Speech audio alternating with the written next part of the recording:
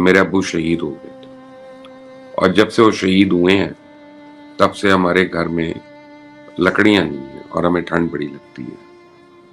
جب میرے ابو زندہ تھے تو وہ پوری کوشش کرتے تھے کہ ہمیں لکڑیاں ملے اور ہم کبھی سردی میں نہیں سوئے۔ ہمارے حکمران جو ہیں وہ کتنے بد نصیب ہیں اور کتنے خبیث ہیں اور کتنے ذلیل لوگ ہیں کہ جن کو عوام کی محرومیوں کا احساس ہی نہیں۔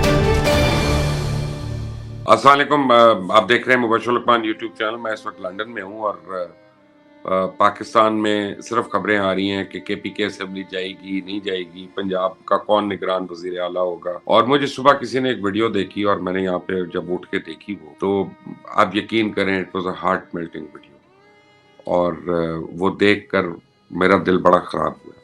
اور صبح سے میں سوچ رہا ہوں کہ ہم لائف میں کتنی چیزوں کو فار گرانٹیڈ لیتے ہیں اور ہم کتنے ناشکرے ہیں، اور ہمارے حکمران جو ہیں وہ کتنے بد نصیب ہیں اور کتنے خبیث ہیں اور کتنے ذلیل لوگ ہیں کہ جن کو عوام کی محرومیوں کا احساس ہی نہیں ہے۔ اور ہمارے پھول جیسے بچے جو ہیں وہ کس مشکل میں ہیں۔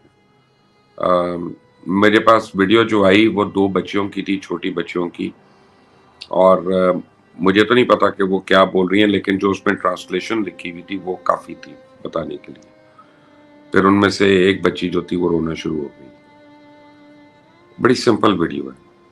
میں آپ کو وہ انفارچونیٹلی ویڈیو اس لیے نہیں یوٹیوب پہ ایز اٹ از دکھا سکتا کیونکہ کاپی رائٹ کے ایشوز ہوتے ہیں، تو میں کوشش کروں گا کہ اس کی پکچرز یا اس کی تصویریں آپ کو دکھا دوں اور بتا دوں اس میں کیا ہے۔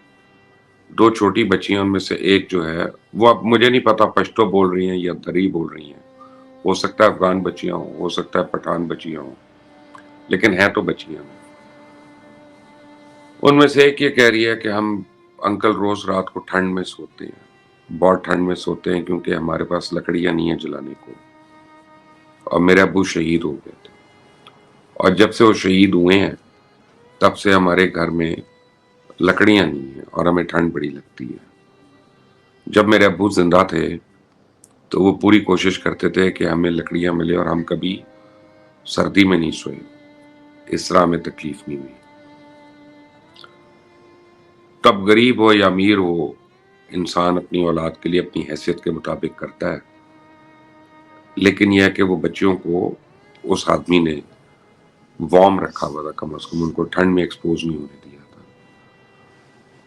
تو یہ لیسن میں سن کر مجھے یہ احساس ہو رہا تھا کہ ہم لوگ کیا کر سکتے ہیں۔ کیا ہم صرف ان 2 بچیوں کے لیے کوئی موومنٹ کریں کہ کیا ہم کوئی ایسی عادت اپنا لیں کہ زیادہ تعداد بچوں کی جو ہے وہ ٹھنڈ میں نہ ٹیٹے۔ اب ہوتا کیا ہے، ہمارے ملک میں ایک عجیب المیہ ہے کہ لوگوں نے بھیک کو بھی ایک پروفیشن بنایا ہوا ہے، اور ایک کروڑوں اور اربوں روپے کا ایک پروفیشن ہے۔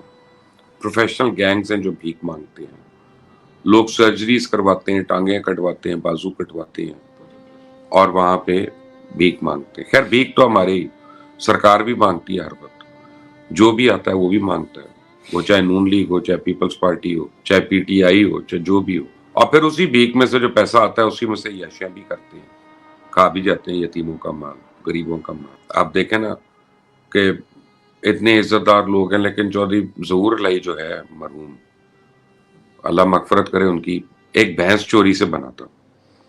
سب سے پہلی چوری ایک بھینس کی تھی ان کی، اور وہاں سے ابھی تک ان کی اولادیں جو ہے الحمدللہ چوریاں کر رہی ہیں اور ایسے ڈاکے مار رہی ہیں کہ چودھری ظہور الہی کو بھی فخر ہوگا ان پہ۔ اور یہی باقیوں کا بھی حال ہے، کوئی کم نہیں ہے، کسی سے کم نہیں۔ اچھا، اگر ہم سڑک پہ بچوں کو دیکھتے ہیں جو سردی میں ٹھٹر رہے ہیں اور ہم ان کو پیسے دیتے ہیں تو وہ یقینی طور پہ وہ پیسے گینگ کے پاس چلے جاتے ہیں جس نے ان کو وہاں پہ رکھا ہوتا ہے ہمیں کمزور کرنے کے لیے۔ تو میں نے یہ سوچا آج سے کہ اب میں جب بھی لاہور میں یا پاکستان میں گاڑی چلاؤں گا تو میں پرانے گرم کپڑے جو ہیں وہ گاڑی کے اندر رکھوں گا، اور بجائے بچوں کو سڑک پہ بھیگ دینے کے، جو مجھے بغیر اس کے نظر آئے گا اس کو ایک کپڑا دے دیں گے اور اس کو کہیں گے کہ بھائی تم یہ پہن لو۔ اس طرح اس کی ٹھنڈ بھی بچ جائے گی، اور اس کا جو بھی ہینڈلر ہے بھیک منگوانے والا، وہ اس کے پیسے لے کے خود اپنے عیاشی کے لیے خرچ نہیں کر سکتا اور اس بچے کو کچھ نہ کچھ ریسپائٹ ملے گی. تو اگر ہم سارے یہ کریں تو آپ سوچ لیں کہ اس کا کتنا فائدہ ہوگا. اگلی باری رات کو، دوپہر کو، دن کو، سردی میں جب آپ نکلیں اور آپ نے کوئی پرانا کپڑا رکھا ہوا ہے، پھٹا ہو بے شک پرانا ہو، جو آپ کے استعمال کا نہیں ہے، لیکن ہو سکتا ہے اس سے کسی بچے کو سکھ پہنچ جائے، کسی کو آرام مل جائے.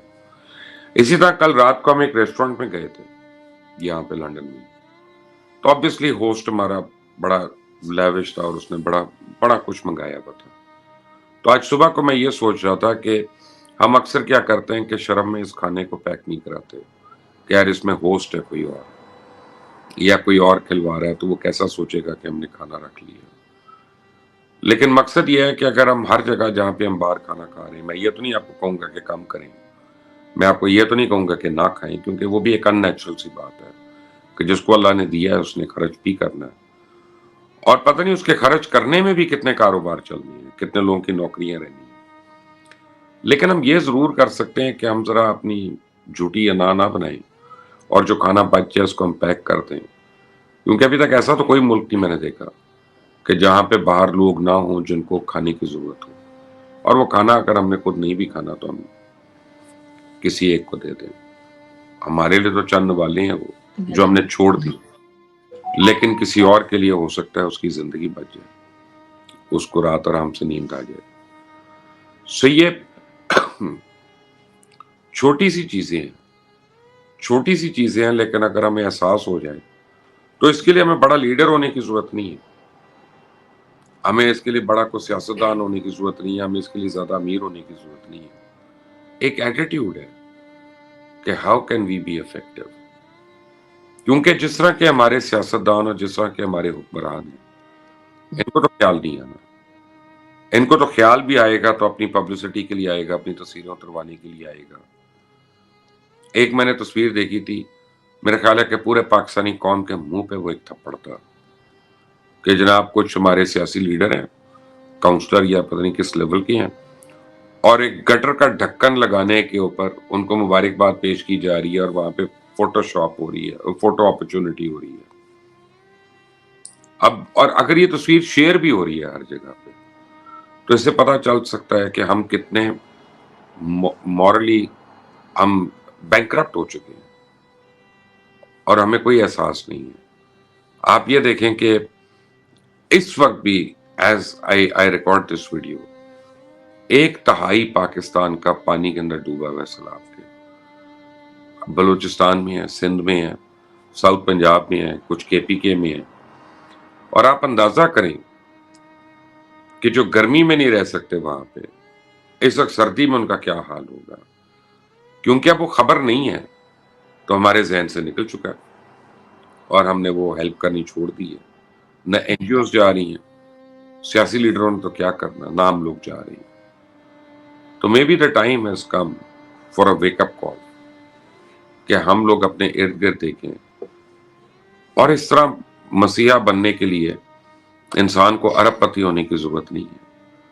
میں آپ کو ایک ایگزامپل دوں جو میں نے پہلے بھی دی ہوئی ہے کہ دنیا میں سب سے زیادہ کارنیا ڈونیشن جو ہے، آئز کی ڈونیشن، وہ سری لنکا کرتا ہے. اور سری لنکا بینکرپٹ کنٹری ہے، بینکرپٹ ہو چکی ہے. لیکن آج بھی سب سے زیادہ جو پاکستان میں بھی آنکھیں لوگ لگواتے ہیں، اس کا چانسز آر کہ ڈونر جو ہے وہ سری لنکا میں کوئی. تب یہ تو ایک جتنی امیر ہے نا، ہم ہر ایک کے پاس 2 آنکھیں ہیں، کسی کے پاس کم نہیں ہے.